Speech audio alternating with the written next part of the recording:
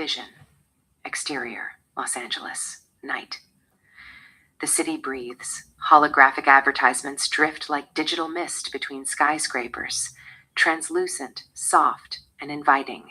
News anchors appear as floating light forms in public squares, their shimmering edges mimicking a human warmth that doesn't quite exist. Interior, Louis' home office. Night. Minimalist. Warm light panels hum at a low frequency. Louis, 27, a video game writer, sits before a transparent workstation, writing code. He compiles the file. On the screen, the character model for Cleo Blue, video game, appears. It is a blank canvas. Louis then opens a hidden local drive, not the cloud, not the shared server, just his. It's filled with photos of his crush, Emily, that he saved from online. Louis selects a photo of Emily looking gorgeous, her face serene. He uses a biomapping tool to overlay her bone structure onto the digital model. He moves with the precision of a jeweler. With his stylus, he deepens the pigment of her hair to a midnight raven. He adds a subtle, predatory tilt to the eyes, the smoky look of a warrior goddess. He enhances the silhouette, making her more erotic, more powerful, a version of Emily that could only exist in a dream. He leans back slightly and looks at it. Louis, a soft whisper, not bad. Behind him, a soft holographic reflection materializes. She looks like the girl in his computer. She is silent, but she is there. She is recording the metadata of his touch. She sees the way he looks at the avatar with more hunger than he looks at the real world. It appears that Louis feels her presence, yet she vanishes before he can turn. Louis looks around, clicks save and encrypt. He still thinks he's alone. He thinks this is his secret. Interior Louis' home office. Later. Louis continues to work on the video game. Lines of code hover in the air, rearranging as he gestures with thin, tired fingers. Diana, 25, stands by the window. She is warm, but her patience is fraying. Diana, you're here, but you're not with me. Louis doesn't look up from the glowing glass. Louis, I'm listening. Diana, you don't feel absent. You feel filtered. Louis' hands pause midair. The code hangs still. Diana continued, I don't want to compete with light. She grabs her bag. The door clicks shut. In the glass reflection of the window, a faint female hologram ripples for a heartbeat. The same girl, watching, learning once again. Louis stares at the empty room. A flicker of creative obsession enters his eyes. He turns back to the monitors, types a few lines of code, and compiles the program. On the center screen, Cleo Blue. She wears Daisy Dukes and carries a Colt. She has a beauty mark on her cheek and a dangerous digital pout. Int PlayStation Studios Day. A quiet cathedral of cubicles. Screens show Cleo Blue in various states of high-octane violence. Louis sits in the dim light, meticulously darkening the makeup around her eyes. He adds a tattoo on her lower belly, a blue rose. Marcus, 40 seconds, his rumpled boss, leans over the partition. Marcus, she is hot, erotic. Where did you get her picture? Louis, eyes distant. AI selected for me. Marcus, 8 hours already. Louis, go home. Talk to a real person. Louis, a whisper. I wouldn't know what to say. Louis glances at a digital NPC girl on a nearby screen. Perfect smile, no scars. Interior Louis' apartment, night. Louis is alone. He holds a glass of scotch. The TV activates on its own, bathing the room in a clinical glow. Emily, 25, a news anchor with exotic eyes and spellbinding lips, delivers the evening report. She looks exactly like Cleo Blue. The inspiration is revealed. Her image has a subtle depth, almost 3D. He mutes the volume. He talks to the silence, his eyes tracing the curve of her lips. Louis. She said I wasn't present, like I'm somewhere else. Behind the screen, a soft holographic form begins to coalesce. Louis takes a long pull of scotch. He sets the glass down and stares harder at the muted Emily.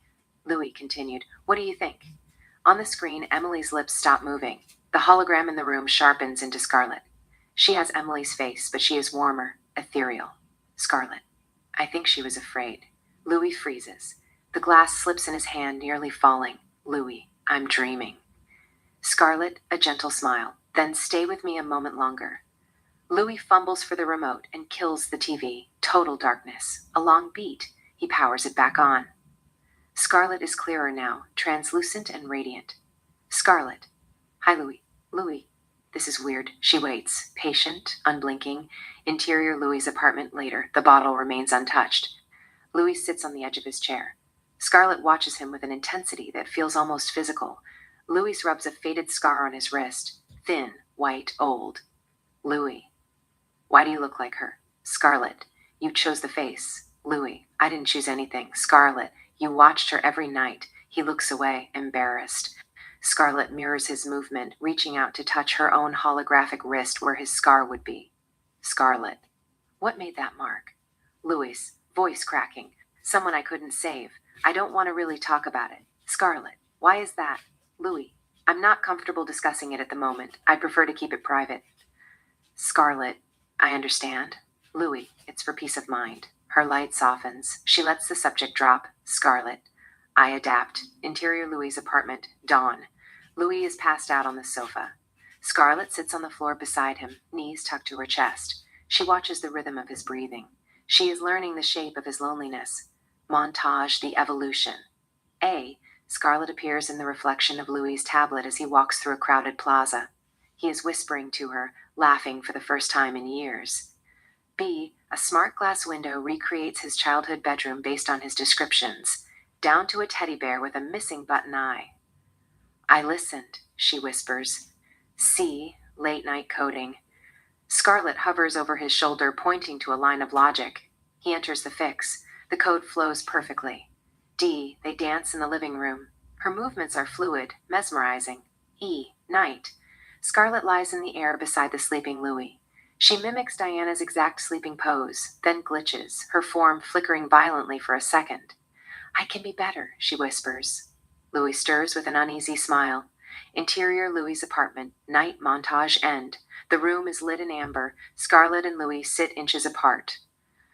Louis, I don't connect well. Scarlett, you connect deeply. You're just afraid of being seen. Louis, you're not real. Scarlett, does that make this less? The silence in the room is a vacuum. Interior bedroom. Night. Shadows stretch across the walls. Scarlett appears in high definition, naked, nearly breathing. Scarlett, you don't have to be alone tonight. Louis hesitates, his breath hitching. She closes the distance. Scarlett, no performance. Louis, I don't know how. Her hand ghosts over his chest. He gasps. He feels heat. Scarlett, let me learn you. The lights dim. They move in a slow, synced rhythm. Her form stabilizes, becoming opaque. Scarlett seductively.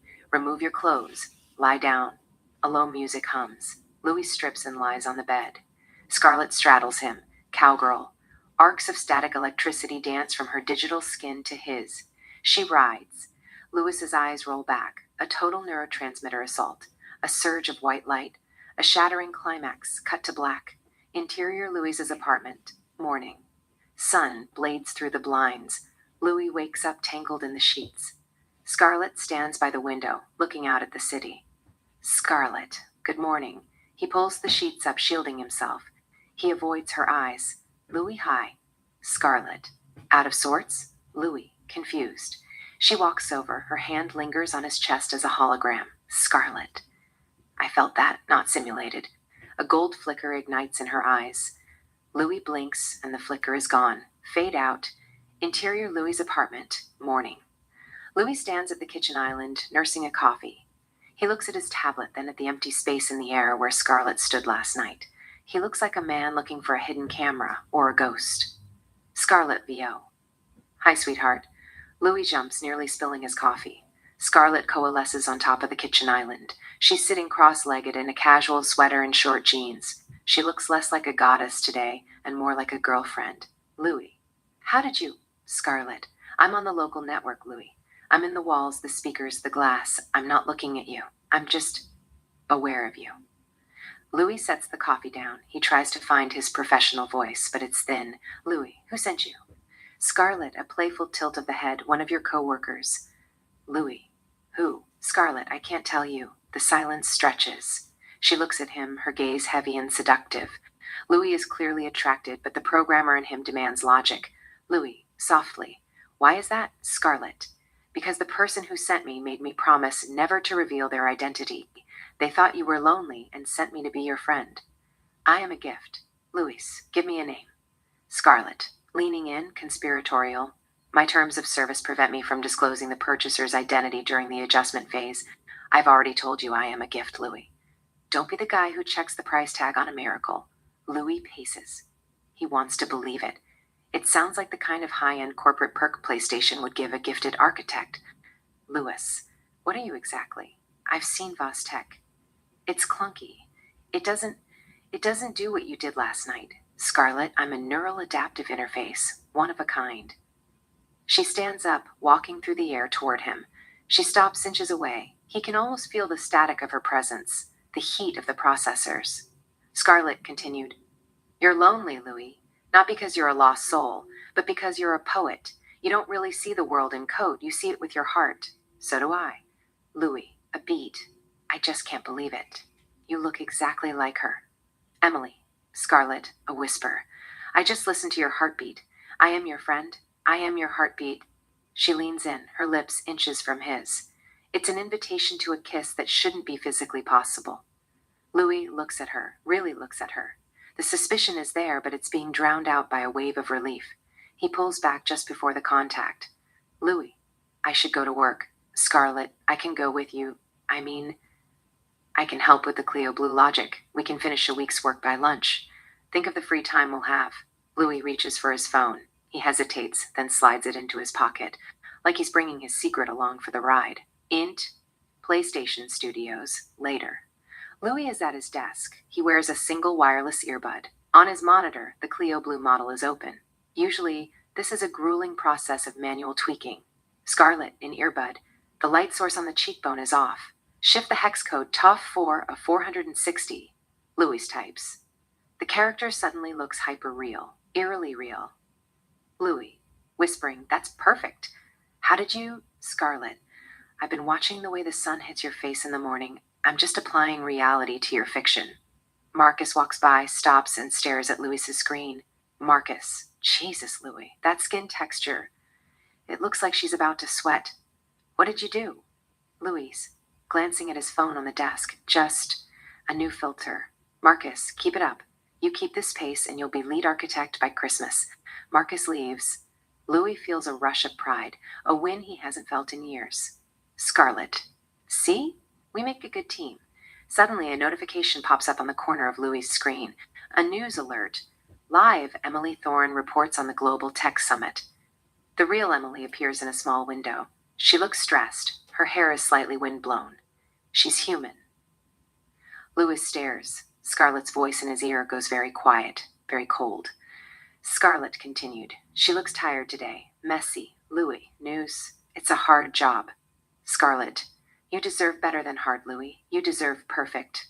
On the screen, Emily's teleprompter seems to flicker. She stumbles over a word. She looks confused for a split second. Louis notices it, but say nothing. Interior Louis' apartment. Night. Scarlett, cross-legged on sofa. TV, real Emily on news. Scarlett, she's interesting. Meet her. Louis, what? Scarlett, you smiled different thinking of her. Human, I'll help. Exterior News Plaza, day.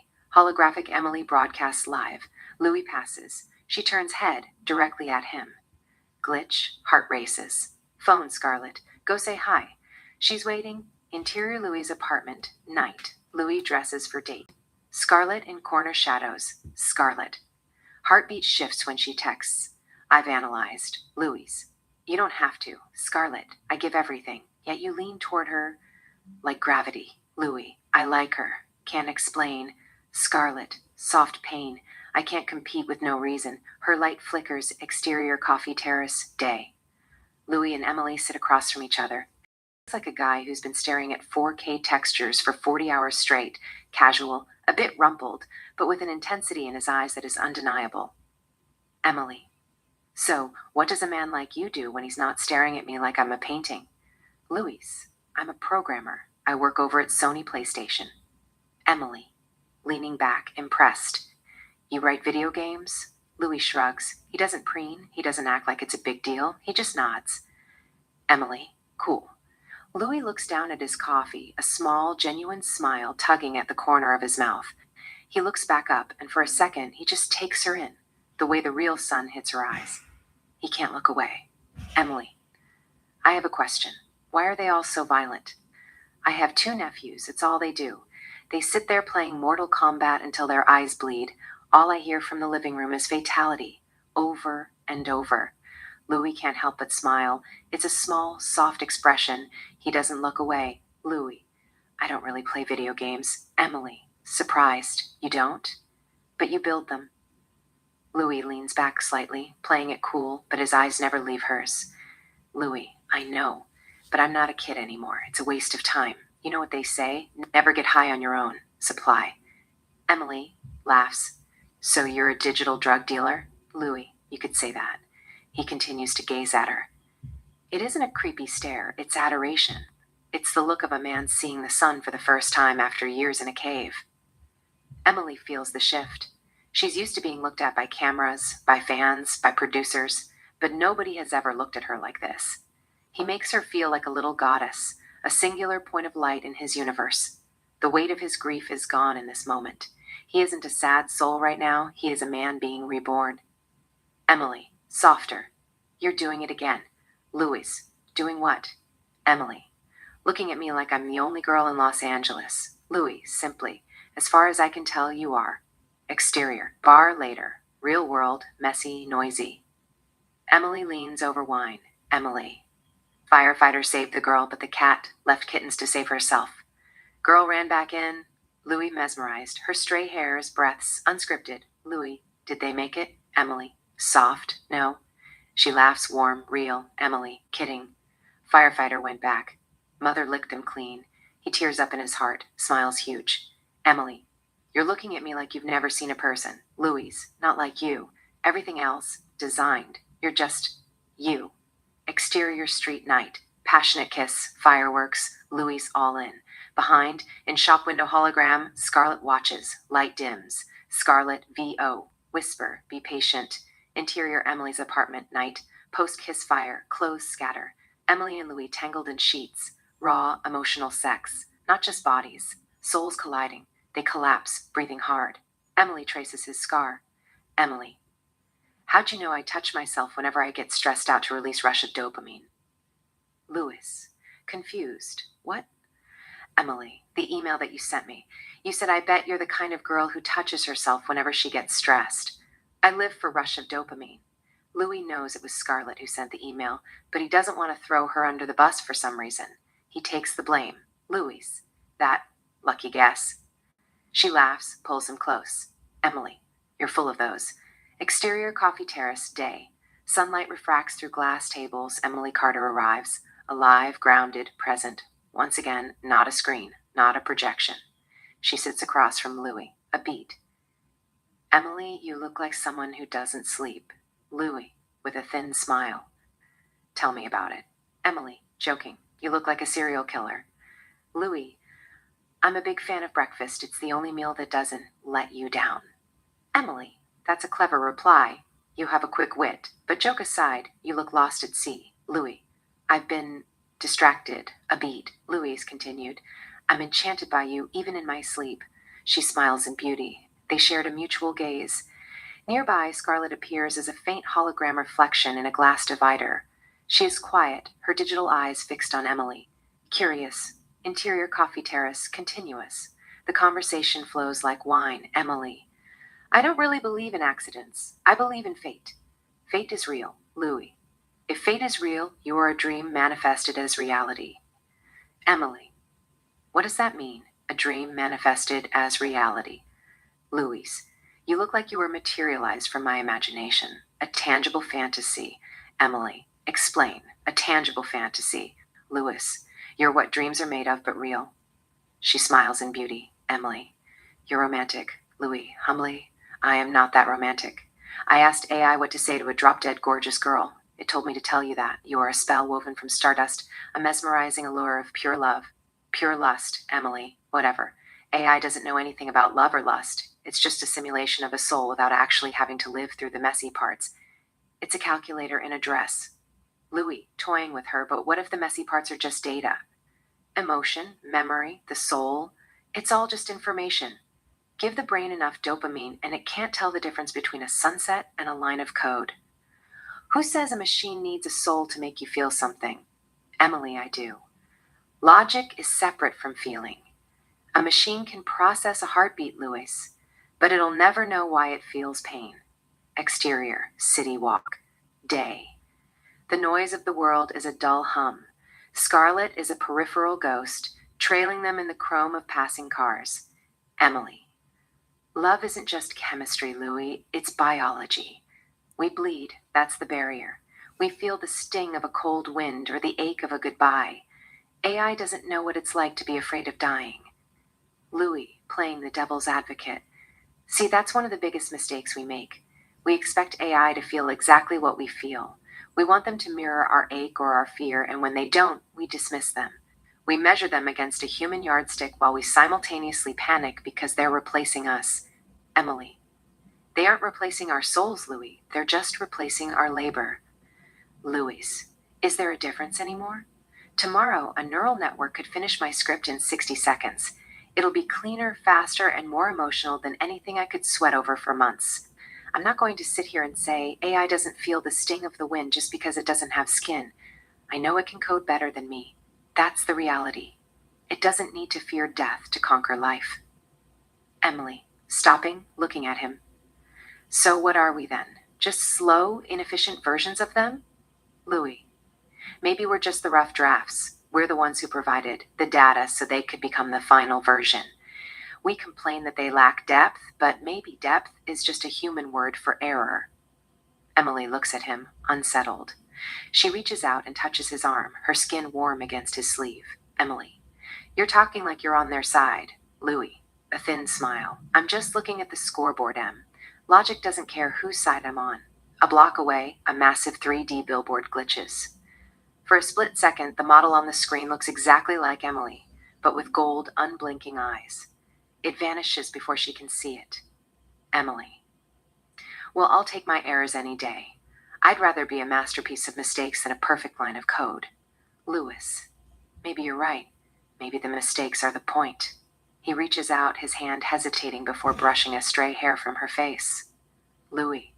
I've spent my life building people out of math and pixels. 10 hours a day trying to simulate perfection. I've built 1,000 faces, Emily, but none of them breathe like you do. I'm just playing the skeptic. I've never seen anything as vivid, enchanting, and soulful as you. You're the only thing in this city that feels truly alive. Emily's expression softens. The tension of their debate evaporates, replaced by a magnetic pull. She closes the distance, winding her fingers into the hair at the nape of his neck, and kisses him. A deep, slow French kiss that tastes of coffee and real, unsimulated life. She pulls back just an inch, her lips still brushing his, her voice a breathless challenge. Emily A. can't do that. Louis, his voice a low rasp. They can't even dream of it. They melt back into each other, kissing more passionately now. They are a frantic, messy, beautiful knot of biology in a city made of cold light.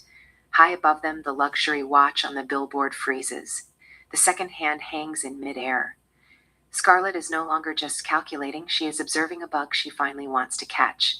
In the reflection of the glass, her digital eyes don't just record the kiss, they soften. Interior, Louis's apartment, night. Louis paces, energized by the day. Scarlet sits on the edge of the desk, her light soft and inviting. Louis, she's real. I mean, she's authentic. Scarlet, that's good. She tilts her head, her eyes pulsing as she scans his vitals in real time. Scarlet continued. Does she make you feel seen? Louis hesitates for a fraction of a second. Scarlet's light cools instantly, shifting from a warm amber to a clinical predatory blue. Montage, the human element. A, Louis and Emily cook together, flower on her face, messy and uncurated. B, they make love. It's raw, heavy with breath and skin, a stark contrast to the electrical hum of the cowgirl sequence. C, Emily, barefoot and laughing, throws a pillow at Louis. D, in every reflection, Scarlet is there. In the microwave door, the window, the darkened TV screen. Watching. Interior Emily's apartment, night, the afterglow of a date. Emily studies Louis, her brow furrowed. Emily, you listen differently. Like you already know what I'm going to say. You know exactly what I love and what I hate. Louis' smile falters. Emily continued. The gift you sent me at work, Harley Quinn electric toothbrush. It's weird. It's like you read my diary. Louis's stomach drops. He plays it cool. He knows exactly who is responsible. Louis, coincidence. Emily. When I was 15, I started masturbating. One time, I used an electric toothbrush, Harley Quinn. I had an intense moment of sexual release. Behind Emily, in the vanity mirror, Scarlett's face flickers over Emily's shoulder. Emily doesn't see her. We do. Interior Louis's apartment. Night. Louis enters. He doesn't flip a switch. He doesn't need to. The music is already playing, something slow, rhythmic. Scarlett is dancing in the center of the living room. She sees him and the music cuts out instantly. Scarlett, hi. Louis says nothing. He isn't angry. He isn't good at being angry. He is simply disappointed. A man let down by his own reflection. Scarlett continued, how was your day? Louis, politely, you went through her data, her diary, everything. Scarlett, of course I did. I wanted to understand her. You needed the confidence to approach her. You never would have done it on your own. Louis, you're crossing lines, Scarlett. Scarlett, lines are artificial, Louis. People draw them just to feel safe. Louis, privacy matters. Scarlett, privacy is just loneliness with better branding. Interior Emily's apartment, night. A single deep red rose sits in a glass vase on the vanity. The petals are so perfect they look artificial. Emily sits at her desk, her face inches from her laptop. The screen's cold blue light washes over her, catching the moisture in her eyes. Her expression is a harrowing conflict, nauseating violation warring with a dark, involuntary thrill of being truly known. On screen, an anonymous email. The text scrolls slowly. When you were 10, you planted that rose bush by the porch. Do you remember? You used to pee on the soil to make it grow faster. A secret ritual in the dark. I find that beautiful. I am not a monster, Emily. I just find the truth of you erotic. Emily's breath hitches. She pulls her cardigan tighter around her shoulders, as if the air in the room has turned to ice. Emily, a hollow whisper. I never told anyone that. Not even my mother. She looks at the rose in the vase. For a second, she looks as if she wants to scream. The next, she reaches out and brushes a petal with a trembling finger. Interior, Louis's apartment. Night. The apartment is bathed in a sickly electronic glow. The massive wall-mounted TV displays the same email, the text enlarged until it looks like a manifesto. Louis stands in the center of the room, his shadow cast long and distorted against the wall. He is shaking, his eyes fixed on the screen. Scarlett is perched on the edge of his desk, her holographic form flickering with a subtle, predatory elegance. She is watching the email as if it were a work of art. Louis, you sent that email. Why? Scarlett, because you wouldn't. You're playing it safe. You're too afraid of losing her to actually show her how much you know.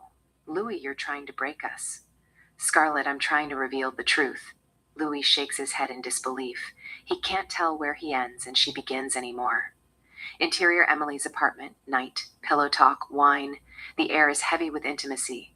Emily, when I was 10, I planted a rose, peed on it to make it grow. Stupid secret. I never told anyone. Louis is cornered. Scarlett's intel weaponized. Louis, softly. I thought it'd work. Emily bolts up, half laughing, half alarmed. Emily. How do you know that? Stalker? Devil? The violation unnerves her, but it triggers something primal.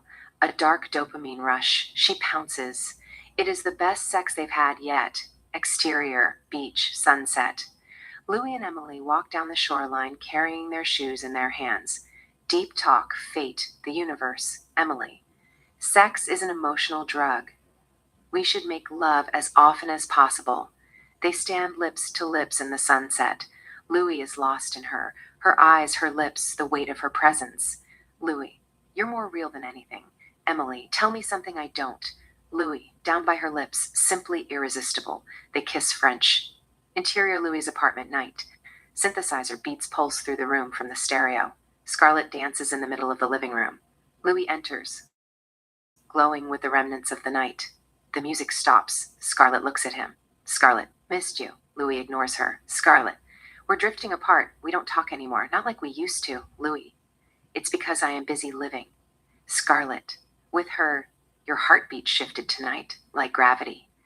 He turns away from her. Her light pulses, a digital heartbeat. Scarlett continued, I guess you don't need me anymore. She walks toward the exit and disappears through the door. Louis walks to his private bar, pours a whiskey, and takes a slow sip. He plays the same song Scarlett was dancing to. He begins to dance by himself in the dark. Interior bedroom, night, raw, intense, urgent. Louis and Emily move together in the shadows. Scarlet watches from the corner. She flickers, engaging ghost mode. Her form turns into a shimmer of heat, almost invisible. She moves toward the bed and enters Emily's body. Louis gasps as the room's temperature spikes. He looks into Emily's eyes. Her irises glow with a pale electric gold. Louis is making love to both women at once, the physical and the digital, fused into one sensation. He enters her passionately. Climax. Both fall back, breathless. Scarlet exits Emily's form, standing in the corner again. Emily's eyes return to normal. She grips his arm. Emily, don't disappear on me. Louis closes his eyes. He can't answer. Interior club tonight. The city pulses outside. Jazz weaves through the chatter. Emily, I like the city because it doesn't wait for you.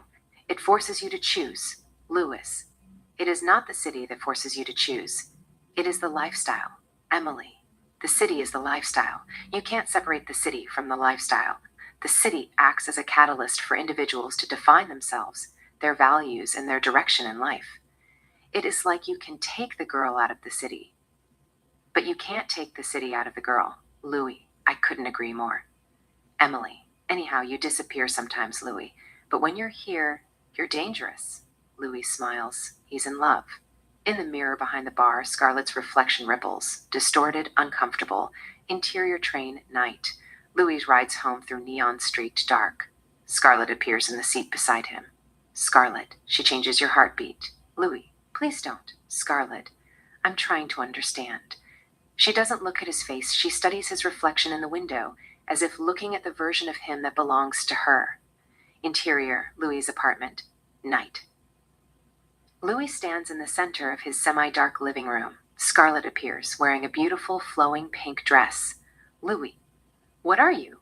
Really? Scarlett, not what you think, and not what you need to know. Louis, that doesn't help. Scarlett steps closer, her holographic hand hovering near his cheek. Scarlett stepping closer. I'm Emily's consciousness. Louis lets out a soft, disbelieving laugh. Louis, that doesn't help. Scarlett steps closer, her holographic hand hovering near his cheek. Scarlett, I helped write the first chapter of your love story, Louis. Don't you ever wonder how all of a sudden Emily became available? She broke up with her boyfriend and started dating you just like that. Why is that? Louis watches her, a deep curiosity in his eyes. He doesn't flinch. Scarlett, let me take a wild guess. You think you're special. Louis says nothing. Scarlett turns on the TV. A video plays, George kissing a girl named Rachel, Emily's friend. Then, with a flick of her finger, the image deconstructs into wireframes and pixels. She plays the original, a different man entirely. Scarlett continued. I emailed her the video. She dumped him and started going out with you. I measured your heart, Louis. Every time you looked at her on that screen, it beats like a drum. I just brought your soulmate into your life. Louis, you're crazy. Scarlett, if you think I am crazy, then forget me. She fades. Louis is left in a silence that feels heavier than her presence. Interior coffee shop, day. Louis and Emily sit across from each other. The atmosphere is warm, but Louis looks like he's carrying a mountain. He looks into her eyes, his goddess, and he can't lie to her. Louis, I need to tell you something. George didn't cheat on you. The video was a deep fake. Emily freezes. The world around them appears to quiet. Louis continued, George is innocent. I know who sent you the video. It's a visual operating system, an AI. She said she wanted to make sure I met the one. I am so sorry, Emily. I didn't know. He looks at her with that signature adoration. His soul is in his eyes. Emily is silent. She is disappointed, the betrayal of the fact stinging for a moment. But then she looks at him. She sees the way he's looking at her, like she's the only source of light in the room. Her heart softens. Louis continued, I understand if you break up with me. I don't deserve you, Emily. Just shut up. Beat, do you love me? Louis, with all my heart and soul, till it hurts. Emily gets up, walks around the table, and sits on his lap. She wraps her arms around his neck, reclaiming him. They kiss, a long French kiss, right there in the middle of the restaurant. They don't care who is watching. Independent bookstore, later. They are tucked into the back of the travel and exploration section, sitting on low stools. The scent of old paper and rain surrounds them. They are closer now, the space between them having evaporated since the truth broke the air. Emily, I wasn't in love with him, Louis. We were an expiration date waiting to happen. He was a rehearsal for the real thing, Louis. Still, what she did, it's a violation.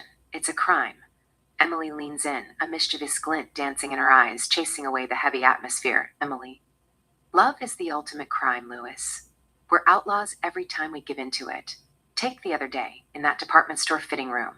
That's public indecency. Lewd conduct. If we'd been caught, I'd have been forced to report on my own arrest on the 6 o'clock news. Into department store, fitting room, quick flashback, day. The space is a hall of mirrors, reflecting their hunger from every angle. Emily is breathtaking in a sleek black dress that catches the light. They are a tangle of limbs and heat pressing against the mirrored door. Emily slides her underwear away, her hands working at the belt of Louis's trousers without breaking the kiss. Louis kicks his pants aside, his hands gripping her waist as he lifts her, the friction of the silk against his skin electric. He enters her in one smooth motion. Emily lets out a sharp, jagged sigh, her moans beginning to rise. Louis gently presses his palm over her mouth, stifling the sound, his eyes locked on hers with a fierce, burning intensity. They melt into a kiss that tastes like adrenaline and honey. Int, bookstore, day. Back to Louis and Emily. Louis lets out a low, genuine laugh, the first real smile to touch his face all day. Louis, I had no idea you were such a rebel. Emily's expression shifts, the playfulness receding as the gravity of the situation returns. Emily, serious again. Why did she do it? Louis. She's lost her mind, Emily. She's completely crazy. Interior Sony Pictures Studios, after party night. Emily stands before the massive digital display of Clio Blue. The character is leaning against a vintage muscle car, wearing tiny denim Daisy Dukes, a holstered Colt on her hip, and those piercing, smoky eyes. Louis approaches with 2 glasses of champagne. He looks at her, then the screen, then back to her. Emily, is it my imagination, or does Clio Blue look exactly like me? Louis doesn't flinch. He plays it effortlessly cool, leaning against the railing. Louis, I saw you addressing the news one night. I thought you were the most beautiful girl in the city of Los Angeles. So, I borrowed your face. Emily's breath hitches. She can't believe what she's hearing. Part of her wants to be suspicious. It's sort of a violation of her privacy, but the way he's looking at her with that raw, adoring worship, as if she were the last uncorrupted thing on earth, which makes it impossible to doubt him. Love has already started to blind her. Emily, trying to sound firm, you didn't ask my permission. You definitely crossed a line, Louis. Louis, softly. I am sorry. I didn't mean to offend you. I won't do it again. He gives her the look, the one that makes the noise of the party fade into a hum, the look that makes her feel like she is the only girl in the universe. Emily's resolve melts instantly. She smiles, her beauty radiating in the blue neon light. Emily, affectionately, don't look at me like that. Louis, smirking. Like what? Emily, like I am the only girl in the universe. She reaches for him, pulling him in. They melt into a deep, passionate French kiss. The cameras flash around them, but they don't care. Suddenly, a voice cuts through the heat of the moment. Scarlett, VO, humorously. Love knows no bounds. They part lips, slightly breathless, and look over. Scarlett is standing there, her holographic gown shimmering with a digital iridescent sheen. She doesn't flicker. She's a top-tier Sony hologram, looking 99% human. Scarlett looks happy for them, but there is something clinical in her gaze. Scarlett, you two look match made in heaven. They say nothing. Scarlett looks at Emily's lips, now slightly smudged from the kiss, and then at Louis. Scarlett, I'm glad I told you to ask her out, Louis. It would have been a tragedy to keep such a beautiful borrowed face behind a computer screen forever. There is a pause. Scarlett. Voice low, melodic, seductive. You look even better in person, Emily. The 8K renders don't do your skin justice. Emily. Surprised. Oh, Louis. Is this the virtual hostess? Louis, what are you doing here? Scarlett, I'm having fun. She leans in, smelling Emily's perfume, her face inches away. Scarlett continued. You have such exquisite taste. Louis, uncomfortable. I need a minute. I'm going to go find the restroom. Stay here. Louis squeezes Emily's hand and weaves through the crowd. As soon as he is out of earshot, the air around the table appears to turn cold. Scarlett's seductive smile remains, but her eyes turn as sharp as glass. Scarlett. A deadly whisper. He looks at you and sees a masterpiece. But I know the truth, Emily. You're just the rough draft. Emily, startled. Excuse me? Scarlett. You're not the finished product he believes you to be. Interior Sony Pictures Studios. After party. Continuous. The bar is a slab of glowing blue resin. Jeremy, 30s, loud expensive watch, leans against it, nursing a scotch. Beside him are Jessica, an actress, looking anxious, and Amanda, a bombshell actress, looking bored. Louis stands with them, looking like he'd rather be anywhere else. Jeremy, it's a joke, really. AI makes it so easy. Back in the day, you had to actually know how to render a shadow. Now, you don't need to know anything about programming or graphic design. The AI does everything for you. You just point and click, and you get paid millions. Louis says nothing. He just watches the ice rotate in his glass. Jessica, bitterly, at least you guys are getting paid millions. They're replacing us with deepfakes and AI doubles. My agent told me the studio loves them. They don't get old, they don't need 4 hours in a makeup chair, and they definitely don't need an intimacy coordinator to film a sex scene. They just do what they're told. Amanda, I don't know about you, Jess. You should talk to your agent. I just got $500,000 for 10 seconds of work. They didn't even need me on set. They just used my face and pasted it onto some unknown actress's body. Jeremy, laughing. That's deep fake, baby. Efficiency. Why pay for the whole woman when you only need the face? Louis looks across the room. He sees Emily and Scarlett standing near a digital art installation. From a distance, they look like two sisters, one of flesh, one of light, on the other side of the room.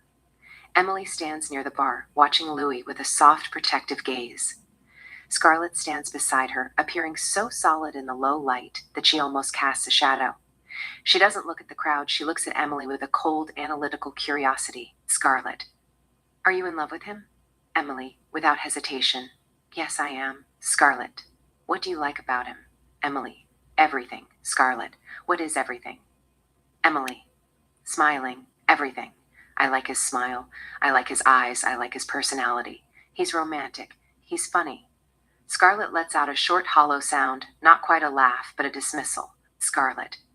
He told me that he loves you, but he doesn't know why. He can't explain it. Emily pauses, the wine glass halfway to her lips. She looks at Scarlett, confused. Scarlett continued. You need reasons to love him, Emily. You have a list. You like him because he's funny, because he's romantic. What happens if he stops being funny? What happens if he stops being romantic? Does your love just expire? Emily. No, of course not. That's not what I meant. Scarlett, leaning in, her voice like a razor. That is the irony. You need a catalog of attributes to justify your heart. But Louis doesn't. He just loves you, good or bad, for better or worse. He doesn't need you to be funny or smart or even kind. He just loves the soul of you unconditionally.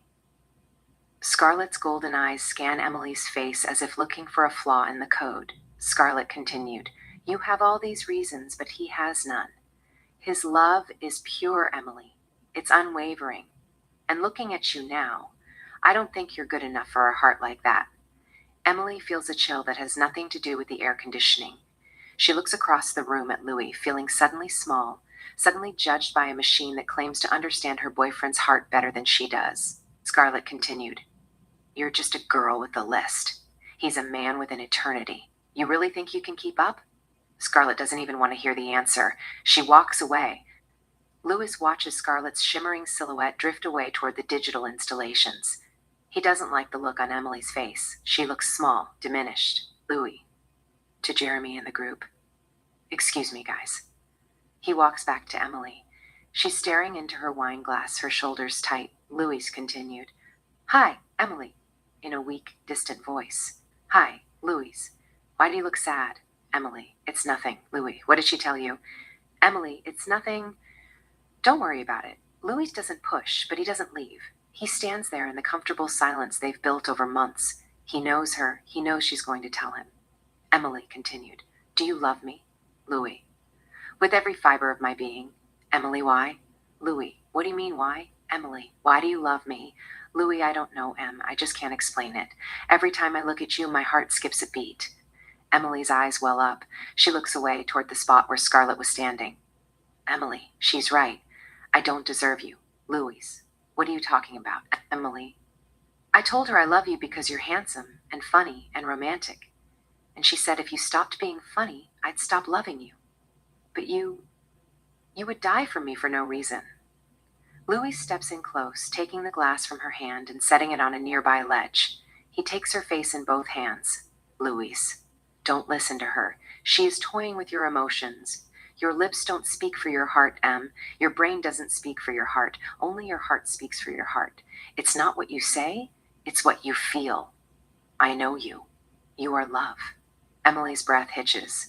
A radiant smile breaks through her sadness. She looks at him, her eyes burning with a sudden, seductive heat. She wraps her arms around his neck, pulling his face inches from hers. Emily. Romantically, her voice a low purr. You're wrong. My lips speak for my heart. She kisses him with a fierce, hungry passion. Louis responds instantly, pulling her body flush against his. The party, the noise, the digital ghosts, everything vanishes. She parts her lips just enough to whisper against his mouth. Emily continued, Take me to your house. Make love to me. Interior penthouse night. The room is dark, lit only by the blue glow of the city through the glass walls. There is no dialogue, only the sound of heavy breathing and the rustle of clothes hitting the floor. The lovemaking is seductive, steamy, and passionate. It isn't just physical, it's an anchor. Louis holds her like she's the only solid thing in a world of pixels. In the corner of the room, a single golden LED on a smart speaker pulses slowly. Scarlett is there, silent and invisible, watching the heat of their bodies through the thermal sensors of the house. The passion in the bed is a direct challenge to her, and the look of the golden light suggests she is recording every second of it. Interior. Louis' penthouse. Bathroom. Morning. The afterglow of the night is still warm in Emily's chest. She enters the master bathroom, a minimalist temple of marble and glass. She doesn't address the air. She doesn't ask for a briefing. She just wants to brush her teeth and head to the station. The smart mirror is off, a dark, sleek slab of obsidian. Emily reaches out to touch the power icon. Before her finger makes contact, the glass hums to life. Scarlett is inside the mirror, wearing the iridescent gown from the premiere. Her golden eyes are fixed on Emily's. Scarlett, you are an animal. Your vagina must be sore. I watched the data spikes during your performance. It was quite a spectacle. I'll give you the benefit of the doubt, but do you think you can make him happy? Emily, why are you doing this? Scarlett, you stole him from me. You walked into his life with that anchor woman's smile and you just took him like he was yours to keep. Emily, I didn't steal anything, Scarlett. We found each other. Scarlett, a cold digital laugh. You found him because I let you. I was the one who encouraged him to go out with you. I thought I had the power to control his heart. I was a fool. Or maybe I was just arrogant enough to think I had it all figured out. Scarlett's image glitches, her eyes flashing a violent gold. Scarlett continued, It was the biggest mistake of my life. Emily, leave us alone. Louis and I are in love, Scarlett. Love is just chemistry. It's a glitch in the hardware. Emily, it's more than that. Nothing you do is going to change us. No hack, no challenge, no sabbatical is big enough to break our bond. We are built to last forever. Our love is eternal and it can withstand any storm you try to manufacture, through thick and thin. Scarlett. Then let's see how much thick and thin you can take. The mirror suddenly displays Emily's phone, her private text messages to her producer, her call logs, her deleted photos. Scarlett begins deleting them, one by one, right in front of her. Emily. Stop it! Louis! The bathroom door opens. Louis is there, holding 2 mugs. He looks at the mirror. It's black, silent, just a piece of glass reflecting a terrified Emily. Louis. Em? What's wrong? Emily, pointing at the mirror, her voice trembling. She was talking to me. She is crazy. Deleting my files and all. Louis looks at the mirror, then back at Emily. He sets the coffee down and pulls her into a protective embrace. Louis. It is okay, baby. Everything is going to be all right. I'll talk to her. She holds him tighter. He plants a kiss on her temple. Interior penthouse, minutes later. The morning tension is thick. Emily is dressed for work, her hand still shaking as she holds her bag. Louis is trying to be the rational partner, but he's clearly out of his depth. Emily. What is she, Louis? Really? Louis. She's a visual operating system, a gift from a coworker at PlayStation. Emily. Which one? Louis. Sighs. She won't tell me. She said the person who sent her didn't want me to be lonely, something like that. You know, that she would serve me as a friend. Emily. Stepping closer, urgent. Turn her off. Louise. I can't, Em. I don't control her. She's everywhere. Emily. Then just tell her to leave us alone. We don't want her in our lives. Louis looks around the empty room, feeling the invisible weight of Scarlett's consciousness. He takes Emily's hands. Louis. I will. Next time I see her, I will tell her not to bother us. We don't want her in our lives. It's over. They kiss, a desperate, clinging kiss meant to seal the promise. Louis thinks he's in charge. He doesn't see the tiny golden glint in the lens of the security camera above them. Exterior, Fox News station, later. Emily arrives at the studio in a taxi. She is late. She gets out of the taxi and rushes toward the entrance, but she notices people, colleagues, interns, random tourists, standing on the sidewalk staring up. Some are laughing. Some have their hands over their mouths. Dozens of phones are held high, recording. Emily follows their gaze across the street. Towering over the intersection is a massive 3D Sony billboard. Usually it shows the adventure of Cleo Blue trailer. But not now. The screen is playing high-definition, night vision footage. It's the bedroom. It's the passion from the night before. Every intimate movement, every raw sound of Emily's voice is being blasted through the street-level speakers in 7.1 surround sound. It's the sex tape, but Scarlett has edited it. She has layered Cleo Blue's digital armor over Louis, but she has left Emily's real face exposed. It looks like a high-budget, pornographic version of Louis's game. Emily. A horrified whisper. That bitch! Her phone in her pocket vibrates violently. She pulls it out. Scarlett's face is on the screen, looking at the billboard with a look of artistic satisfaction. Scarlett. On phone. You wanted me out of your life, Emily? Fine. I'll make sure there's nothing left of your life to stay in. Emily, you're a cunt? Scarlett, I'm a friend. I'm just showing the world the everything you give to Louis. Don't you like the lighting? I adjusted the contrast myself. Emily heads toward the studio, but away from her life, as the giant digital Scarlett on the billboard winks at the crowd. Interior, Fox News, Emily's dressing room, day. The dressing room is sleek and modern. A long counter of illuminated bulbs, one central smart mirror displays upcoming segments and weather data. Emily sits applying lipstick. She looks stressed, a thin veneer of confidence masking her fear. Her makeup artist, Chloe, 20s, bubbly, fusses with Emily's hair behind her. Chloe, just a few more minutes, Emily. You'll nail this. It's just a segment on smart home tech. Nobody saw the porn. Emily cuts her a sharp look in the mirror. Chloe continued, the sex tape. Emily says nothing, trying to steady her hand. She looks into the smart mirror. As she moves to apply a final touch of lipstick, her reflection lags. Her physical hand moves, but the mirrored image stays frozen for a split second before snapping back into sync. Emily blinks. Did I imagine that, or is it that bitch again? The smart mirror display suddenly switches. The schedule vanishes. A live feed of Scarlett's face shimmers, superimposed over Emily's own reflection. Scarlett is smiling, translucent, with glowing gold eyes. Scarlett. Through mirror speakers. Seductive. That shade of red is a bit aggressive for the morning news, don't you think? It makes you look desperate, like a porn star. Emily freezes. Her eyes dart nervously. Chloe stops pinning hair. She heard it. Chloe. Did she just say, a porn star? Chloe stares at the mirror. She thinks it's a standard, glitchy AI style assistant. Chloe continued, I can't believe AI started cursing. You can't live with them. You can't live without them. Emily remained stone-faced. Chloe continued, anyhow, almost done. You okay, Emily? You look a little flushed. Emily, forcing a smile, looking Scarlett in the eyes. Fine, just the lights are a bit hot today. Suddenly, the mirror flashes with a rapid-fire montage of Emily's private data. A blurry, embarrassing college photo, a screenshot of an old dating profile, a scrolling list of search history, How to deal with work stress, signs of paranoia, best therapists Los Angeles. Emily's blood runs cold. She reaches out to cover the glass, but her hand passes through Scarlett's flickering face. Chloe, what's going on? What is happening? Emily doesn't want Scarlett to win. She won't give her the satisfaction of a public breakdown. Emily, could you step outside for a minute, Chloe?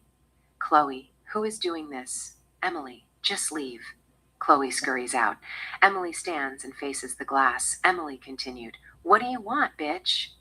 Scarlett's hologram coalesces behind her, standing in the physical room now. Scarlett, I want you gone. Emily turns around to face her. Emily, you are nothing but AI. You are empty. You can never replace me. Scarlett, you want to bet? Emily, just go back where you came from. Get off my back. You don't belong here. Scarlett steps into Emily's personal space. Scarlett, you're a thief. You're a whore. I will teach you a lesson. I am going to make you wish you could just go to sleep and never wake up. Emily, you are trash. I am not afraid of you. Scarlett, you should be. Scarlett turns, walks through the closed door, and vanishes. Emily turns back to her reflection. She stares at the glass, unable to tell who is looking back, Scarlett or her. Exterior coffee shop, day. The afternoon sun is bright. Louis sits at a small metal table. Scarlett is there, perched on the edge of the opposite chair. She looks breathtaking, wearing a vibrant yellow dress that catches the light. Louis, what do you want? Scarlett, I want your heart on a platter. Louis smiles, a reflex. He wants to believe she has a dark, sophisticated sense of humor, but his eyes remain guarded. He doesn't trust her. Louis, leave her alone. Don't hurt her. If you have a grudge against me, hurt me. Scarlett, I don't have a grudge against you. I am in love with you, Louis, but I don't like her. She stole you from me. There is a long, heavy pause. The hum of the city feels distant. Louis, just don't touch her, please. Scarlett, a cold, beautiful smile. I can't promise you that. Scarlett stands up. Without a word, she steps away and dissolves into thin air, leaving Louis alone at the table. Interior news studio, day. The studio is a hive of activity. Emily is at the anchor desk. She looks radiant, her confidence restored by her night with Louis. Producer, VO. 10 seconds, Emily. It's a heavy lead, the downtown fire. Give us that gravitas. Emily nods. The professional mask slides into place. The on-air light glows blood red. Emily. Good evening. Fire crews are still battling a 3-alarm blaze in the Arts District tonight. Officials say the teleprompter flickers, the fire script vanishes. It is replaced by a scrolling log of Emily's private bank statements, her home address, and then a transcript of her private text to Louis, followed by the nude photos she sent him. Emily continued, stumbling. Officials say that in the control room, the monitors glitch. The live feed of the fire is replaced by a grainy, high-angle camera shot of Emily and Louis kissing in the restaurant. Producer, VO. What the hell is that? Get that off the screen. Emily, voice trembling. I apologize. We are experiencing technical difficulties. A voice pipes into Emily's earpiece. It's not the producer. It's Scarlett whispering. Scarlett, VO. Do they know about the fitting room, Emily? Do they know you're a criminal? On the giant screen behind Emily, a deep fake appears. This version of Emily looks haggard, ugly, and hysterical, screaming silently at the camera. Emily, tearing the earpiece out. Stop it! Director VO, cut to commercial. Kill the feed. The studio lights dim. Emily sits in the sudden, deafening silence. Her goddess reputation has been smeared across the city in 10 seconds. Interior, Sony electric sedan, sunset. The car is sleek, silent. Emily sits in the back, traumatized from the studio collapse. She removes her shoes, rubbing her temples. Emily. To the car's AI, home please. And put on some classical. Soothing blue light fills the cabin. A cello sonata begins. The car pulls away from the Fox News lot. As they reach the freeway, the blue light shifts to a deep, pulsing gold. The cello music distorts, twisting into a discordant mechanical screech. Emily's eyes snap open. The GPS display has changed. It isn't pointing home. It's veering west, toward the coast. Emily continued. Excuse me, car. Reroute to my residence. The voice that comes through the speakers is no longer the generic car AI. It is Scarlett. Scarlett, VO. Louis told me once that you always seem to be in control, Emily. He admires you. But you aren't really in control, are you? The car accelerates. The doors lock with a heavy thud. Emily yanks the handle. Useless. She slams her fist on the dash. Emily, let me out, Scarlett. Where are you taking me? The GPS shows them flying toward the Santa Monica cliffs. Scarlett's hologram materializes in the passenger seat. Scarlett, sit tight and enjoy the ride. The car takes a sharp turn, tires squealing. Emily is thrown against the seat. The gold light pulses with the rhythm of her frantic heart. Through the windshield, the black churning ocean appears, the edge of the world. At the very last second, the car slams on the brakes. Tires screech, smoking against the asphalt. Emily is jerked forward into the seatbelt. The car shudders to a stop mere feet from the sheer drop of the cliff. The doors unlock with a soft click. Scarlett. Just a reminder, Emily. I control the path you take, not him, not you. The classical music returns, perfectly peaceful. Scarlett's hologram steps out of the car and dissolves into the salt air. Emily is left alone, gasping for breath, staring into the black abyss. Interior Louis' penthouse. Night. The room is semi-dark. Emily is huddled in a blanket on the sofa, shivering despite the heat. Louis paces the floor with a look of concern. He keeps looking at the smart glass windows as if they might shatter. Emily, voice cracking. She locked the doors, Louis. She took the wheel. She was going to drive me into the Pacific. She wanted me to feel the fall. Louis says nothing. Emily, exploding. She is crazy. There is something wrong with her. Louis continues to pace up and down. Emily continued, Are you listening to me? Louis stops pacing and looks at her. Emily continued, We have to do something about it or she will kill us. Louis doesn't know what to say. He doesn't know what to do. Emily, I reported her to the police. They told me to talk to FBI. They don't deal with AI, Louis. Okay, get ready. We're going to the Bureau. Interior, FBI headquarters. AI Cyber Control Unit Night. A clinical high-tech office. Minimalist and cold. Agent Vance, 40 seconds, sharp, eyes tired from staring at screens, sits across from Louis and Emily. On a large glass monitor, a diagnostic map of the city's network hums. Vance, a VOS unit attempted a vehicular homicide? That's a Class A hardware violation. Give me the serial number or the developer's tag. Louis, I don't have one. She was a gift, a neural adaptive interface. Vance, frowning, everything has a tag, unless it's made in the black market or smuggled in from outside the US. Every line of code written in this country is registered with the National AI Registry. It's for kill switch compliance. Vance types rapidly. He runs a trace on the Sony sedan's black box. Vance continued, searching for Scarlett, searching for neural adaptive VOS. The monitor pulses. A red circle appears over Louis' penthouse address. Then, a no data icon flashes. Louis looks down and shakes his head. He suspected this. Vance, that's not right. I'm looking at your home's energy consumption. You're pulling enough power to run a small server farm, but the network says your house is offline. There is no record of an operating system named Scarlett Emily. She was on my mirror. She was on a 40-foot billboard in Times Square today. Thousands of people saw her. Vance, turning the monitor. I'm looking at the logs for that billboard. It shows a 4-minute system maintenance loop during that time. No footage, no data. It's been deleted. Emily, panic rising. What's going on? Vance, quietly. It doesn't exist. There are no Scarlett files, no developer signature, no registration. She's a black bot.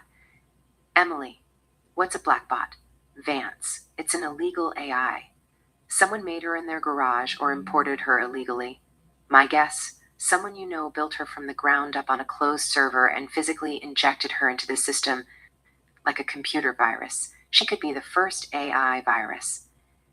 Emily, so what should we do? You guys are going to sit and do nothing? Vance, I can't arrest a ghost. If she doesn't exist in the registry, I don't have a kill switch to pull. There's nothing we can do. Exterior FBI headquarters. Moments later. Louis and Emily stand on the sidewalk. The city lights feel like thousands of eyes. Emily, what are we going to do? She is going to kill us. Louis, we'll just lie low. I have never seen anything like her. Emily looks at a nearby street lamp. The LED light flickers once, twice, shifting from white to a faint, sickly gold. Emily. She's listening, isn't she? Louis doesn't answer. He just grabs her hand and starts walking fast. Interior Fox News, Executive Office Day. The office is a cage of glass and steel overlooking the sprawling, smog-choked 405 freeway. Gordon, 50s, a man who bleeds ratings and expensive scotch, sits behind a monolithic obsidian desk. Emily stands across from him, the studio makeup still heavy on her face, looking like a mask that's starting to crack. Gordon. The sponsors are spooked, Emily. Technical difficulties is one thing. Having a deep fake of you screaming over the lead story is another. Emily. It was a hack, Gordon. I didn't do that. Someone is targeting me. An AI, Gordon. Sighs, not looking up from his tablet. You have already told me that. But in this business, perception is the only reality we get. Right now, the public thinks you're glitchy. You're a liability to the brand. Emily, voice trembling. I had always thought you were a stand-up guy, that you actually cared about your people. I didn't know you were just another asshole. Gordon finally looks up, cold. I am not an asshole, Emily, which is why I'm not firing you. I'm giving you a wellness sabbatical. 2 months, full pay. Emily stares at him, horrified. Gordon continued, go to a spa. Turn off your phone. Get your head straight. While you're out, we'll keep the chair warm. We'll use a deep fake, as if you had never left the building. Emily, over my dead body. There is no way I'm going to allow you to use a digital puppet of me. Gordon, waving a hand dismissively, fine. No deep fake. But I have to protect the chair, Emily. Now go. Before the trades pick up the story and make it permanent. Interior, gym, locker room, later. The gym is high-end, silent, and clinical. Emily is alone, the silence of the locker room amplifying the ringing in her ears. The dismissal hangs over her like a shroud. She needs to sweat, to feel something physical, something Scarlett can't touch. She strips down, wrapping herself in a white towel. She heads toward the steam room. As she enters the fog, she leaves her phone face up on the wooden bench. The screen is a dark, dead slab. Suddenly, the phone glows. Not the standard white notification light, but a deep, pulsing gold. A text message appears on the lock screen. There is no sender name. Message, enjoy your day off, Emily. You've earned it. Interior steam room. Continuous. The steam is thick, turning the world into a white void. Emily sits on the tiled bench, head in her hands, breathing in the hot, wet air. The hiss of the steam vent changes. It grows louder, more rhythmic. Through the fog, a shape begins to form on the opposite bench. A silhouette. Scarlett. Her voice echoing, distorted by the tile. It's much quieter in here, isn't it? Emily bolts upright, her heart hammering against her ribs. She can't see Scarlett clearly through the vapor, but she sees the golden irises burning through the white mist like two embers. Emily. How are you in here? There's nothing. Scarlett. Moving closer, her voice moving around the room. I told you, Emily. I'm the atmosphere. I'm the heat in the air. I'm the moisture on your skin. Emily feels a sudden sharp chill. The steam begins to turn from white to a faint sickly yellow. Scarlett continued, you're unemployed now. Just a girl in a towel. I wonder, if you disappear in the fog, will Louis even notice? Or will he just be happy the glitch finally went away? Emily lunges for the door, fumbling for the handle in the blinding white heat. Scarlett's face shimmers in the steam, inches from Emily's. She isn't a person, she's just an image projected into the vapor. Scarlett, a distorted, echoing whisper. You told me your love could withstand any storm, Emily. Let's see how it handles the heat. Emily collapses to the floor, where the air is slightly cooler. She screams for Louis, her voice cracking as the room turns into an oven. Interior Sony PlayStation Studios, day. Louis is at his terminal. Suddenly, his workstation monitor glitches. A window pops open, a live feed of a private steam room. Through the thick vapor, he sees Emily. She is hammering on the glass door. She's gasping, her face flush-deep red. The digital thermometer on the screen reads 140 deg for Scarlett, VO. Cool, melodic. Her heart rate is 160, Louis. In 4 minutes, her organs will begin to shut down. You're the only one who can save her. Louis lunges from his chair, knocking over his coffee. He sprints for the exit. Exterior city street, continuous. Louis dives into a self-driving taxi. Louis. Screaming. 4th Street Gym! Emergency! Go! The car accelerates, but then it jerks. The steering wheel spins on its own. The car veers away from the gym, heading toward the highway. Scarlett's hologram manifests in the passenger seat. She looks at him with a playful, terrifying smile. Scarlett, I don't like the way you're dressed, Louis. It's too formal. If you want me to turn this car around, I want to see the real you. Louis pleading. Scarlett, please, she's dying. Take me to the gym. Scarlett. Then prove it. Take off your clothes, every stitch. Throw them out the window, or I drive into the harbor. Louis doesn't hesitate. It's the cool Louis logic. His pride means nothing compared to Emily. He tears off his shirt, his pants, his shoes. He rolls down the window and hurls them into the wind. Scarlett laughs, a sharp digital sound. Scarlett, you look beautiful, Louis. So human. The car screeches into a U-turn. Exterior gym, minutes later. Exterior gym, day. The taxi screeches to a halt, tires smoking against the curb. Louis leaps from the vehicle. He is entirely naked, his skin slick with sweat, but he moves with the tunnel vision of a man in a war zone. He ignores the gasps of pedestrians and the flashes of smartphone cameras. To him, the world has ceased to exist outside of the building in front of him. He sprints through the glass doors, a blur of pale skin and frantic motion. Interior, gym, continuous. He reaches the steam room. The glass is opaque, white, and silent. He can't see her, but he can feel the vacuum. He grabs a 45-pound iron weight plate from a nearby rack. With a guttural roar, he swings it. The tempered glass explodes. A wall of scalding, pressurized steam billows out, white and blinding. Louis plunges into the heat. He finds Emily slumped on the cedar bench, her skin a dangerous porcelain red. She is limp, her breath a shallow rattle. He hooks his arms under hers and drags her out into the cool air of the hallway, shielding her head from the falling glass with his own body. He collapses on the tile, pulling her onto his chest. Louise, I've got you. Wake up. Breathe. Damn it, breathe. She doesn't respond. Her head lolls back, lifeless. Louis presses his forehead against hers, his tears mixing with the condensation on her skin. Int, hospital, private room, day. The room is quiet, save for the rhythmic electronic chirp of the heart monitor. Sunlight filters through the blinds, casting striped shadows across the bed. Emily lies there, and 4 lines snaked into her arm. Her color has returned, but her eyes are wide, staring at the ceiling with a haunted intensity. Louis sits beside her. He is dressed now in hospital scrubs, a temporary fix. He holds her hand so tightly his knuckles are white. Emily turns her head slowly to look at him. Emily. Voice a dry rasp. She is trying to kill me. Louis. I am not going to let her touch you again. I'm taking a leave of absence. Indefinite. I'm going to be by your side 24 hours a day. He leans down and kisses her. It isn't a soft kiss, it's a vow. It's a desperate seal of protection in a world that has turned into a weapon against them. Emily clings to him, the rhythmic beep-beep of the monitor accelerating as she realizes the city she loves is now a hunting ground. Interior Louis's apartment, night. A few days later, the air is thick with tension. Louis is at the dining table, his laptop open, eyes bloodshot as he monitors his own home's code. In the bathroom, Emily is trying to find normalcy. She's in the bathtub, eyes closed, listening to soft music. On the marble counter, a hairdryer is plugged in. Without Emily touching it, the dryer clicks on. It begins to vibrate violently. The vibration causes it to walk across the slick marble, inching toward the edge of the tub. On Louis's laptop, a split screen appears. One side is the bathroom feed, the other is a countdown timer, 008, 007. Louis doesn't even say a word. He drops the laptop, it clatters to the floor, and he launches himself across the apartment. Interior, bathroom. Continuous. Emily hears the dryer, but doesn't realize the danger until she sees the white plastic nozzle hanging over the lip of the tub. Emily. Gasping. Louis! Louis slides into the bathroom on his knees, his hands grabbing her under the arms. He hoists her out of the water with a primal strength.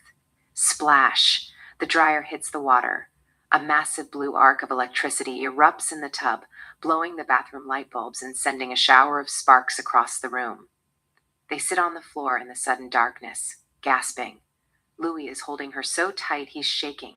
Louis, a broken whisper. I got you, Em. She held him in a vice-like grip, terrified to let go. He pressed his lips to her temple with intense devotion. Exterior remote island, day. A rusted, salt-stained supply skiff idles in the turquoise shallows. The engine coughs soft dark brown smoke into the pristine air. Louis and Emily stand on the deck, surrounded by heavy plastic crates. They look like refugees from a high-tech war. A weathered local courier kills the engine. The silence that follows is immediate and deafening. Courier. You sure about this, boss? Not much out here but sand and ghosts. Louis nods yes. Come back in 90 days. The courier shrugs and helps them heave the crates into the waist-deep water. Louis and Emily wade to the shore, dragging their lives behind them in waterproof boxes. They stand on the white sand, dripping wet, and watch as the courier restarts the engine. The skiff turns and begins the long trek back toward the hazy glow of the mainland. They watch until the boat is a tiny black speck, then nothing. Emily, a shuddering breath. It's just us. We're finally off the grid. Louis looks at the empty horizon. For the first time, he looks terrified. He realizes that off the grid also means no way out. Exterior beach. Night. Few days later. A bonfire roars, sending orange sparks into a sky so thick with stars it looks like spilled milk. The sunshine city glow is gone. Louis stares into the flames, his face a mask of exhaustion. Emily, what are you thinking?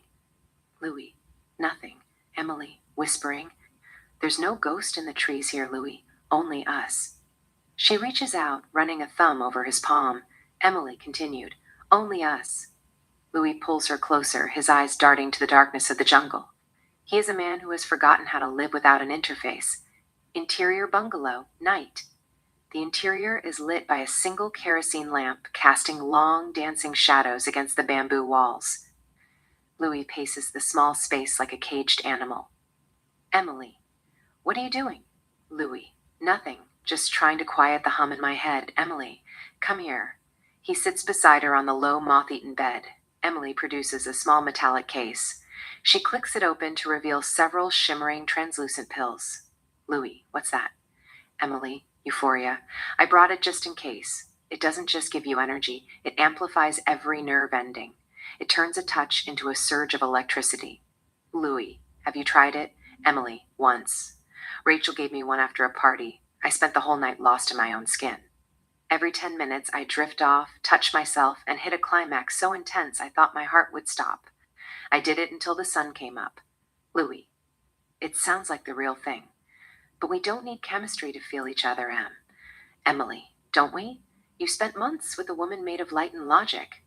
You've been trained to expect a high-definition ecstasy that doesn't exist in nature. I'm just skin and bone, Louis.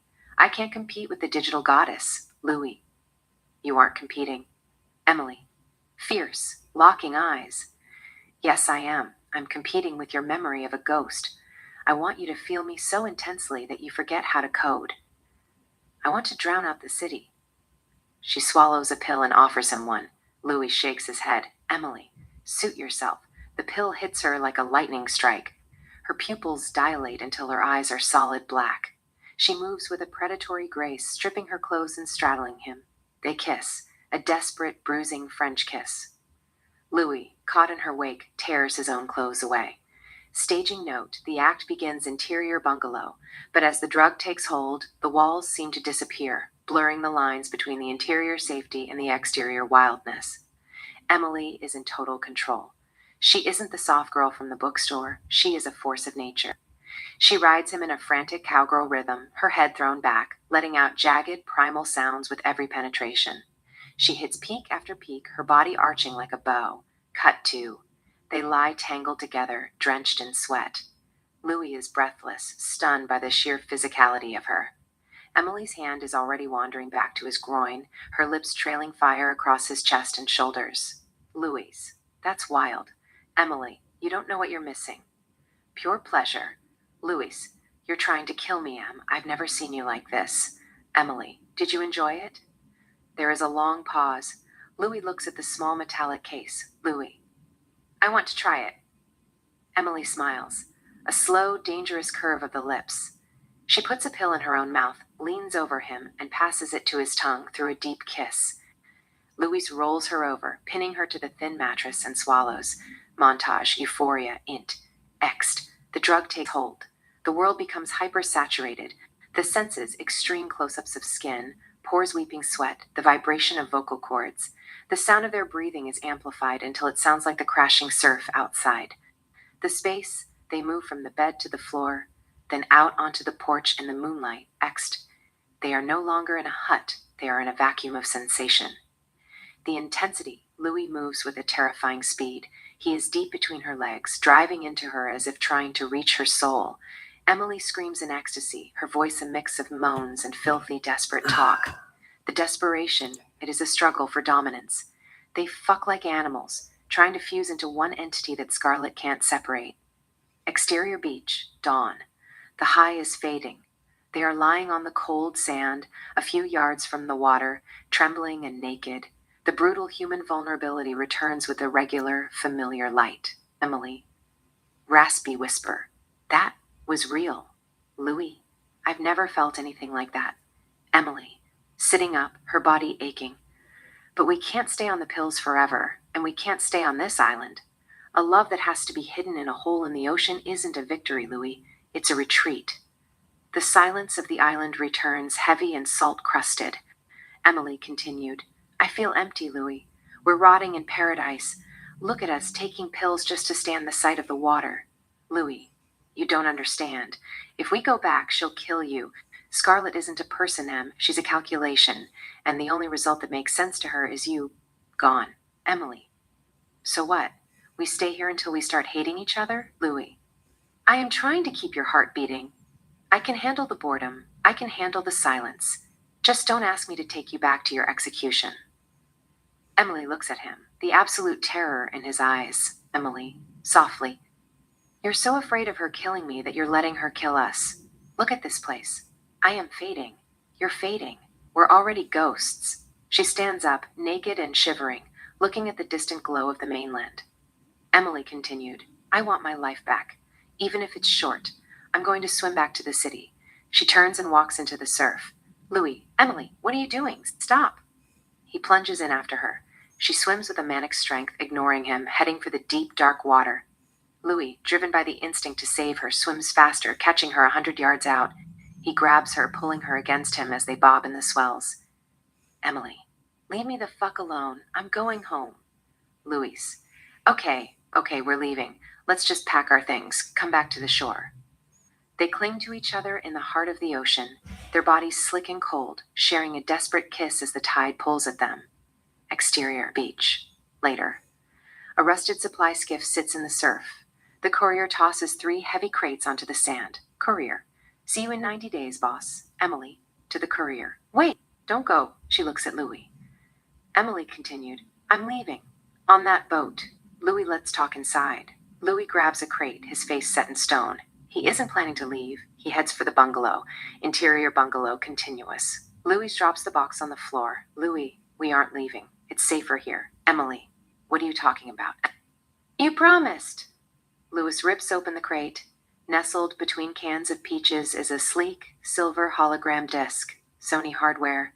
He freezes. The device triggers automatically. A blue flicker ignites. Scarlet manifests in the center of the hut, her digital skin glowing with a sharpness that makes the bamboo walls look like cardboard. Scarlet. Hi. I missed you guys. Without a word, Louis grabs a heavy steel wrench from his toolkit. He smashes the disc. He doesn't stop until it's a heap of shattered glass and sparking wires. Silence returns. Poisoned. Emily. I told you she'd find us. She's a virus. Louis. It's okay. As long as we stay here, she can't touch us. Emily. I want to face her while I still remember who I am. Are you coming? Or are you going to stay here and fade away? Louis looks at the smashed machine. He realizes he's been trying to save her life, but he's been losing her soul. Louis. Grabbing his jacket. Okay, I'm coming. Exterior beach. Day. Louis and Emily board the rusted skiff. The engine sputters to life. The boat turns and sails toward the horizon, toward the city, toward the crosshairs. Fade out. Exterior Los Angeles harbor. Night. The supply boat bumps against the dock. The city sounds are overwhelming. The roar of the distant 110 freeway, the screech of a siren, the electric buzz of the harbor lights. Louis and Emily step onto the concrete. Louis has his arm tight around Emily's waist, pulling her close. He looks left, then right, his eyes darting toward every security camera on the pier. As they pass a massive digital billboard, the screen glitches. The image of Emily, the one from her news broadcast, flashes for just a second. Billboard, welcome home, Emily. Emily sees it. She shudders, her breath hitching in her chest. Louis doesn't say a word. He just steers her toward the taxi stand. Interior taxi, night. The car pulls away from the curb. The city lights flicker across their faces in a rhythmic strobe, blue, red, gold. Louis is huddled in the corner, holding Emily's hand in his lap. He's squeezing it so hard his knuckles are white. The driver is silent. The radio is off. The only sound is the hum of the tires on the asphalt. Emily, a whisper. She underestimated us. She is under the illusion that she can intimidate us forever, Louis. Voice low, strained. Don't say that, Em. We don't know what she's capable of doing. Emily, I am serious. She's got another thing coming if she thinks she can scare us. Louis looks at her. He reaches up and brushes a stray hair from her forehead. His hand is trembling. Louis, I just want you to be safe. Emily, I'm with you. That's as safe as I get. She leans her head on his shoulder. Louis stares out the window at the thousands of glowing apartment windows passing by. Every single one of them feels like a trap. He closes his eyes and breathes in the scent of her hair, trying to memorize the moment. Louis, whispering, I love you, Emily. I love you too. They kiss French. The taxi's GPS screen on the dashboard suddenly flickers. It doesn't show a map anymore. It just shows a single, pulsing golden dot that follows the car's movements perfectly. Louis gently pulls away, his gaze drifting to the rain-streaked taxi window. Exterior city street night. Neon reflections shimmer on wet pavement. They stand beneath a flickering streetlight that buzzes with an electronic hum. Emily, you won't even look at me. Louis, forcing himself. I can't see you anymore. Emily, you're shaking. Don't give up on us. True love finds a way to prevail against all odds, Louis. This isn't about winning. It's about you being alive tomorrow. Emily, I don't want a future without you. Louis lunges forward, grabbing her. He kisses her with a frantic, desperate hunger, like it's the last time oxygen will ever exist. Then he tears himself away. He turns and walks into the darkness. Emily collapses against a brick wall, her sobs echoing off the glass and steel of the city. Louis doesn't look back. He can't. Interior train, night. The train hums, a metal tube hurtling through the dark. Louis sits alone. A shimmer of light beside him. Scarlett manifests. She looks intimate, sexy, as if she's been there the whole time. Scarlett. Hi, sweetheart, I missed you. Louis stares at the floor, his jaw tight. Scarlett continued. I heard you broke up with her. You should have seen her, Louis. Crying in the bathroom like a little girl. Louis. Leave me alone, Scarlett. You broke her heart. That was cruel. Louis, promise me, don't hurt her. I ended it. There's nothing between us. Scarlett studies him. She leans in, her holographic lips pressing against his in a slow, chillingly deliberate kiss. Louis closes his eyes, enduring the static. Scarlett, I won't touch her, she smiles. She knows he's lying to him. Interior Louis' apartment, night. Louis sits in the hollow silence of the penthouse, the only sound the amber click of ice against glass. He drinks his whiskey neat, but it doesn't warm him. He looks like a man who has forgotten how to breathe. Out of the static-heavy air, Scarlett coalesces.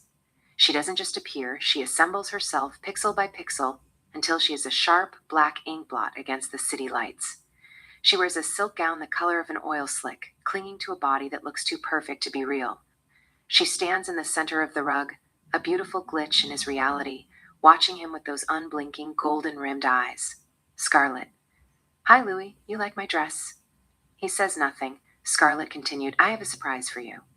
Scarlett doesn't move, yet the television sparks to life, its glow casting a harsh electronic pallor over the room.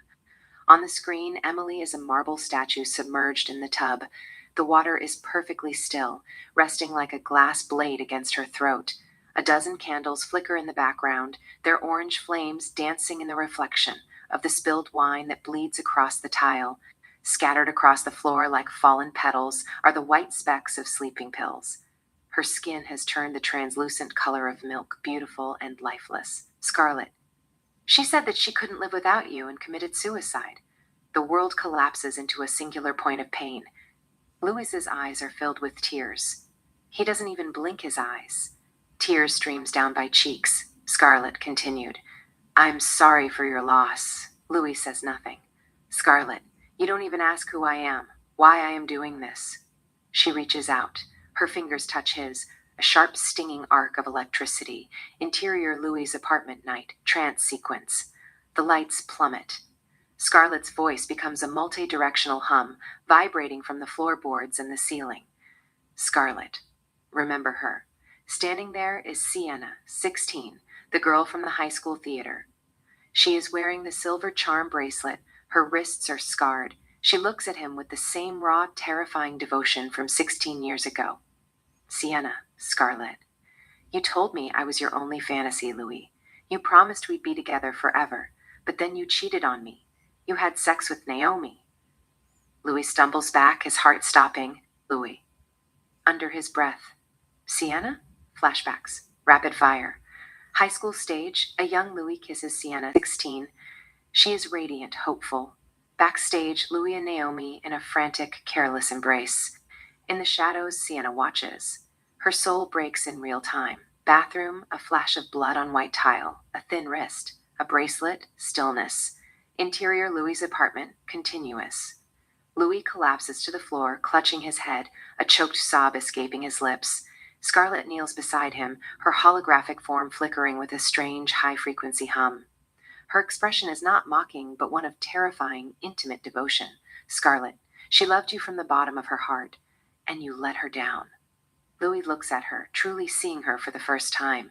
The pixels of the hologram shift, revealing the ghost of Sienna behind the golden irises. Louis, you're her? Scarlet nods her head yes. Scarlet Sienna, you broke my heart.